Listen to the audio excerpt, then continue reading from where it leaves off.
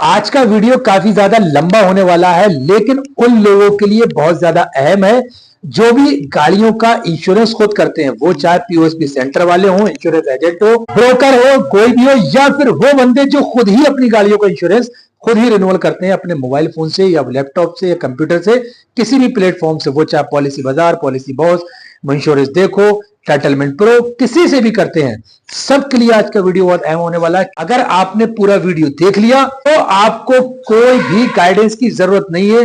क्या add on होना चाहिए, क्या कीमत होना चाहिए, कौन सी इंश्योरेंस कंपनी बेस्ट है जो आपको हर जगह सपोर्ट करेगी, ये सारी चीजें आज की इस वीडियो में आपको मिलने वाली हैं। तो इसलिए प्लीज भाई वीडियो को सपोर्ट करिए, चैनल को हमारे सपोर्ट करिए, वीडियो को लाइक करिए और अपनी कमेंट करके राय दर्ज करना ना भूलें। जय हिंद साथियों, मैं हूं आपका दोस्त और आप देख रहे हैं यूसी टेक्निकल, जहां पे आपको मिलते हैं motor insurance renewal, motor insurance claims related IRDAI की गाइडलाइंस के अकॉर्डिंग हर एक केस पे प्रैक्टिकली जानकारी से भरपूर वीडियोस। आज के टाइम में हर एक बंदा सेल्फ डिपेंड लगभग हो ही गया है और बहुत सारे ऐसे इंडिविजुअल हमारे इंश्योर्ड पर्सन है यानी व्हीकल ओनर्स हैं जो अपनी गाड़ियों का इंश्योरेंस खुद ही ऑनलाइन करते हैं। लेकिन जब तक उनका चलता रहता है मामला, कोई क्लेम नहीं आता, तब तक तो कोई प्रॉब्लम नहीं है। जब भी कभी गाड़ी में क्लेम आ जाता है उस टाइम पे उन्हें मालूम होता है सही मायनों में कि हमने जो इंश्योरेंस रिन्यूअल खुद से किया है ऑनलाइन वो किस हद तक सही था या सही है। क्योंकि किसी भी इंश्योरेंस की औकात, उसकी हकीकत, उसकी सच्चाई तब मालूम पड़ती है जब उसमें कोई हमें क्लेम लेना होता है। ऐसे तो हर एक कंपनी का इंश्योरेंस बंदा कर ही रहा है और चल रही है कहानी। इसी तरह से जो इंश्योरेंस एजेंट हैं, जो ब्रोकर प्लेटफॉर्म से जुड़े हैं, फिर चाहे वो पॉलिसी बाजार हो या फिर पॉलिसी बॉस हो, इंश्योरेंस देखो हो या फिर आपका सेटलमेंट प्रो हो, मतलब इस तरह से जो भी बहुत सारे और भी ऐसे ऑनलाइन प्लेटफॉर्म जो ब्रोकर वेबसाइट्स हैं, एप्लीकेशंस हैं, उनके थ्रू भी लोग उनसे जुड़ के उनसे पीओएसपी अपना आईडी बना करके इंश्योरेंस कर रहे हैं और अपना काम धंधा चला रहे हैं। तो क्या सबको मालूम है सही मायनों में कि जो इंश्योरेंस पॉलिसी उन्होंने काटी है वो एकदम एक्यूरेट है, प्रॉपर जो कवरेज होना चाहिए, जिस तरह से पॉलिसी करंट टाइम में कोई भी गाड़ी है उसका क्या सिस्टम होना चाहिए, क्या एड ऑन, क्या आईडीवी और क्या कवर्स वगैरह, ये प्रीमियम, ये सब सही है, या फिर क्लेम सेटलमेंट रेशियो कैसा है, क्लेम सपोर्ट कैसी है, पॉलिसी काटते टाइम ये सब चीज आपको क्लियर है या नहीं है। मुझे लगता है 60% लोग यानी कि 60% ऐसे बंदे हैं जिनको इस चीज की जानकारी है ही नहीं। सिर्फ इतना मालूम है कि हमने पॉलिसी बना दी और कम प्रीमियम में हमने अपना इंश्योरेंस ले लिया। ये इस तरह की वीडियो में इसलिए बना रहा हूं कि मेरे पास एक दिन एक बंदा आया संडे वाले दिन कि भाई मेरी गाड़ी का इंश्योरेंस ब्रेक हो गया है, आप इंश्योरेंस सर मेरी गाड़ी का रिन्यूअल कर दो।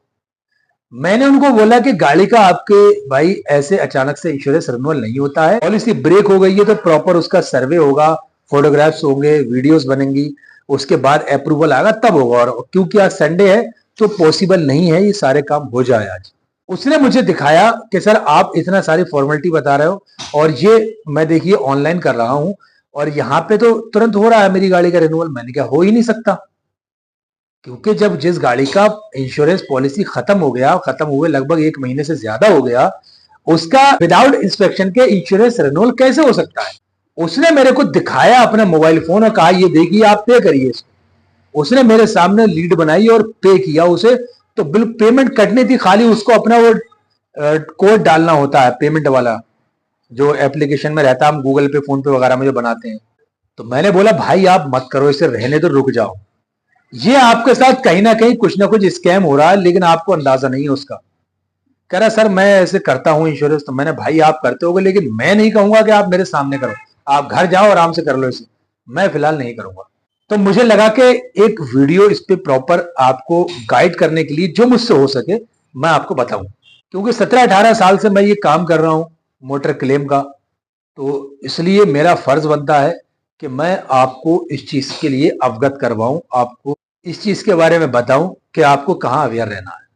तो आज हम यही सारी चीजें जानेंगे कि किस तरह से हमें इंश्योरेंस करना है और किस कंपनी से करना है, जिससे कि क्लेम लेते टाइम हमें किसी तरह की कोई भी प्रॉब्लम का सामना करना ना पड़े।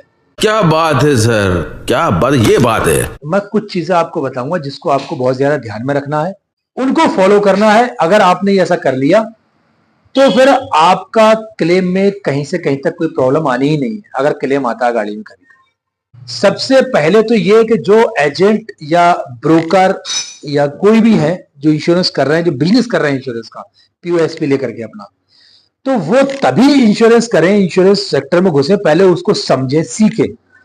जो इंश्योर्ड पर्सन को जिसका इंश्योरेंस रिन्यूअल कर रहे हैं उसको सही मायनों में वो एक्सप्लेन कर सकें पॉलिसी को कि भाई ये इस काम का है, ये इस काम का, आपकी गाड़ी की इतनी एज है तो इस एज में इस टाइम पे आपने ये एड ऑन लेने जरूरी है और इतनी आईडीवी होना जरूरी है, इससे ज्यादा आप ना बढ़वाएं या कम बहुत ना करवाएं। तो अब तुम्हें खुद ही मालूम नहीं है तो यार दूसरे को क्या बताओगे? तो पहले तो सीखने की जरूरत है, तभी आप पीओएसपी सेंटर लें, अपना कोड लें। अदरवाइज वो हिसाब हो जाएगा कि हम तो डूबेंगे सनम, आपको भी ले डूबेंगे। आपको तो जानकारी नहीं है लेकिन जिसकी पॉलिसी बना रहे हो आप उसको भी डुबो दोगे, तो ऐसा ना करें। बात तो सही है। अब समझ लें जो हमारे इंश्योर्ड पर्सन है, जो भाई खुद बीमा करने के इच्छुक हैं और शौक रखते हैं, खुद ही अपनी पॉलिसी रिन्यूअल करते हैं, उनको भी सीखने की जरूरत है कि करंट टाइम में हमारी गाड़ी की वैल्यू ये है और इसके ये एड ऑन हमें मिल सकते हैं, ये कंपलसरी एड ऑन है और ये अननेसेसरी एड ऑन है।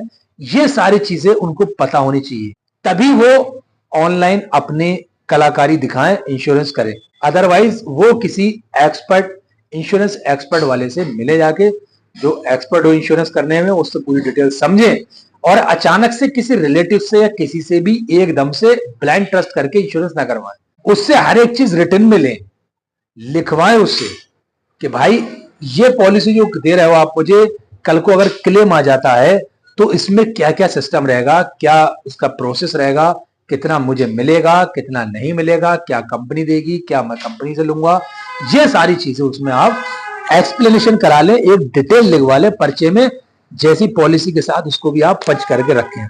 अब आपने क्या करना है, सबसे पहला इंश्योरेंस रिन्यूअल करते टाइम ये ध्यान रखना है आपने कि आपकी गाड़ी में जो पॉलिसी अभी जो खत्म हो रही है या हो गई है, उसमें आपने क्लेम लिया है कि नहीं लिया है, यानी कि एनसीबी हमारी कितनी है।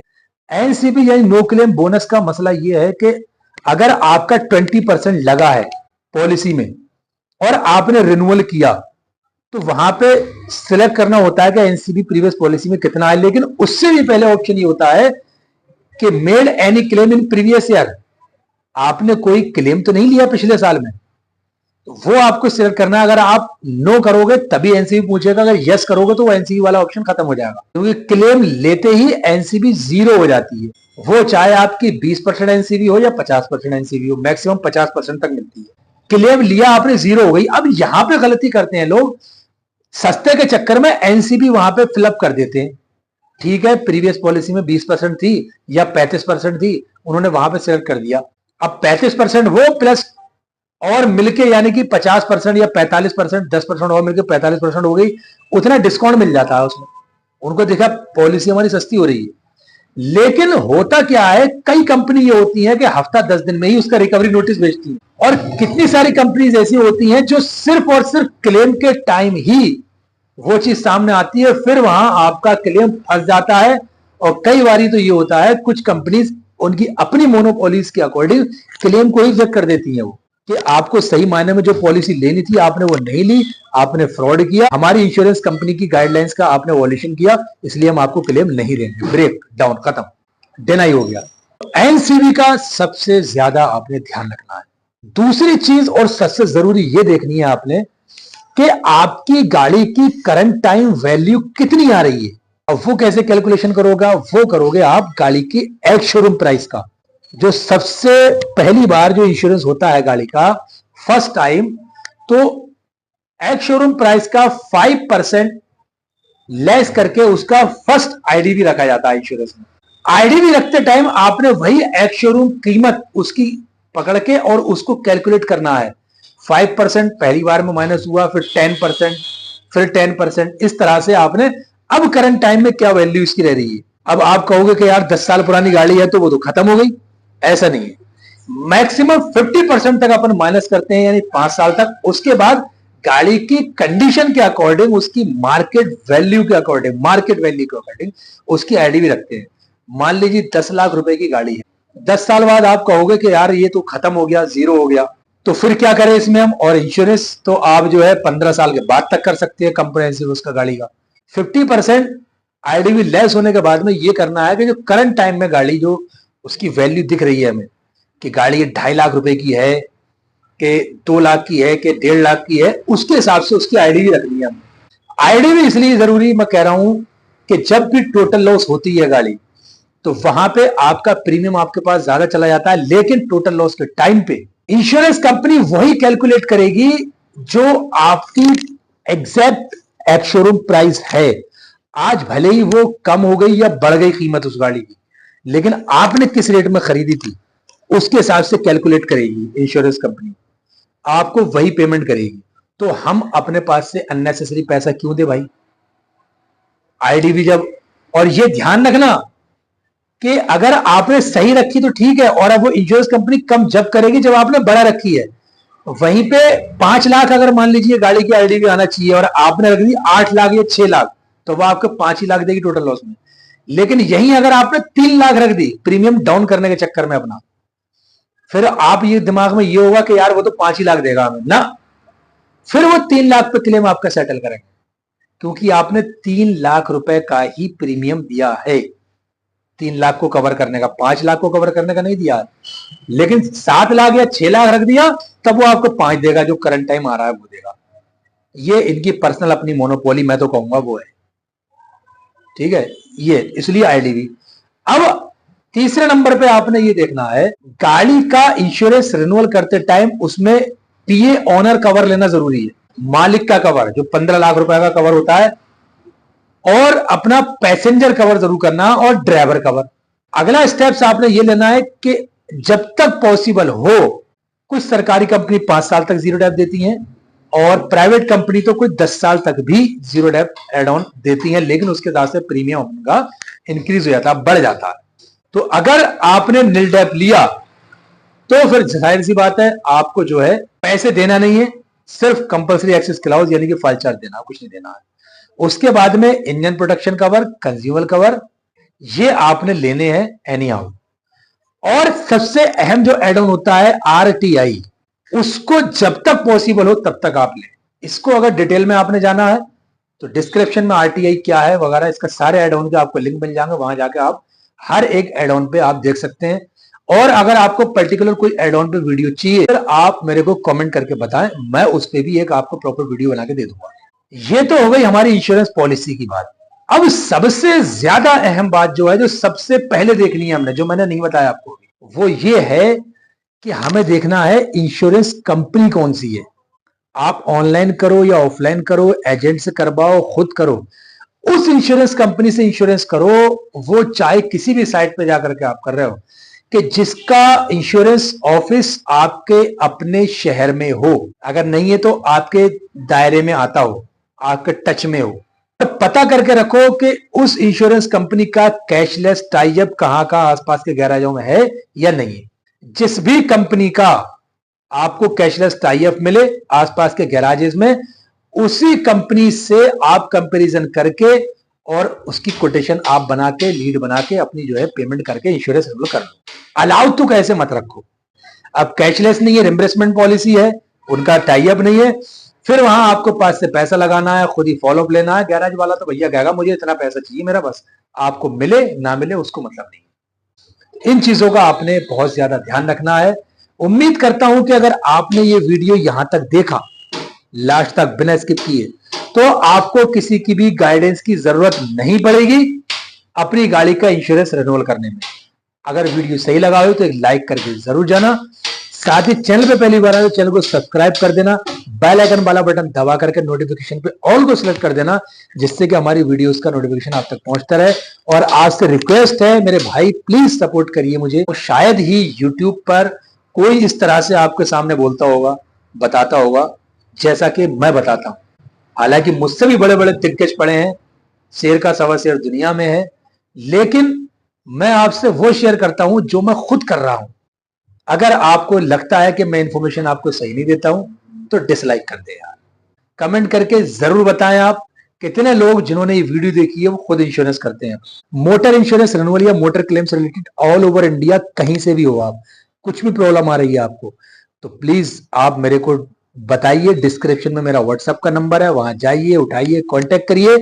और अगर आप चाहते हैं कि इंश्योरेंस हम करें आपका, जो ऑल ओवर इंडिया आपको क्लेम की सपोर्ट मिले, तो फिर आप अपनी आरसी और प्रीवियस इंश्योरेंस पॉलिसी भेजिए। हम आपको बेस्ट इंश्योरेंस कंपनी की बेस्ट कोटेशन प्रोवाइड करवाएंगे और आपके क्लेम के लिए 24 आवर्स आपके साथ खड़े हैं। मिलते हैं फिर किसी नेक्स्ट वीडियो में नेक्स्ट टॉपिक के साथ में। दुआ में याद रखना। जय हिंद।